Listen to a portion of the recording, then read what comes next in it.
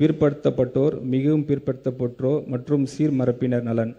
தந்தை பெரியாரை கொள்கை தலைவராக ஏற்றவர் நமது மாண்புமிகு முதலமைச்சர் அவர்கள். சமூக நீதி என்று சொல்லி ஏமாற்றுவர் அல்ல நம் தலைவர். சமூக நீதியை உணர்வுபூர்வமான ஏற்றவர். அதனால்தான் அவரின் தலைமையிலான நமது அரசு தமிழ்நாட்டில் சமூக நீதி காப்பதில் உறுதியுடன் உள்ளது. தமிழ்நாட்டின் 69% இடஒதுக்கீடை பாதுகாப்பதற்கான அனைத்து முயற்சிகளையும் இந்த அரசு மேற்கொண்டு வருகிறது. பிற்படுத்தப்பட்டோர், மிகவும் பிற்படுத்தப்பட்டோர் மற்றும் சீர்மரப்பின மாணவர்கள் பள்ளி கல்வி மற்றும் உயர்கல்வி எந்தவித தடையும் இல்லாமல் தொடர்ந்திட 372 கோடி ரூபாய் பள்ளி படிப்பு மற்றும் பள்ளி மேற்படிப்பு கல்வித்தொகையாகவும் 77 கோடி ரூபாய் 7.5% இடஒதுக்கீட்டின் கீழ் மருத்துவம் மற்றும் பல் மருத்துவம் பயிலும் மாணவர்களின் கல்வி கட்டணத்திற்கு 13.41 கோடி ரூபாய் கல்வி டிராப் அவுட்ஸ் தவிர்க்கும் பொருட்டு மாணவிகளுக்கு வழங்கும் ஊக்கத்தொகையாகவும் திருத்த வரவு செலவு திட்ட மதிப்பீடுகளில் நிதி ஒதுக்கீடு செய்யப்படுகிறது. சிறுபான்மையினர் நலன்.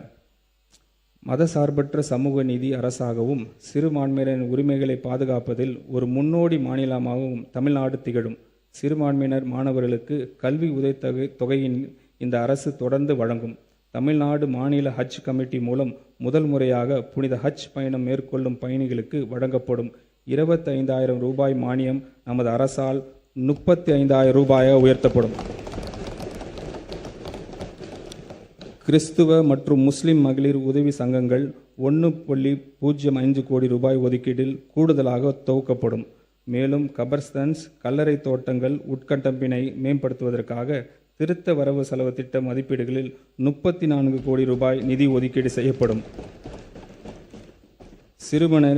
சிறுபான்மையினரை பாதுகாப்பதிலும் அவர்களின் நலன்களிலும் நமது மாண்புமிகு முதலமைச்சர் அவர்கள் தலைமையிலான அரசு ஒருபோதும் சமரசம் செய்து கொள்ளவே செய்யாது.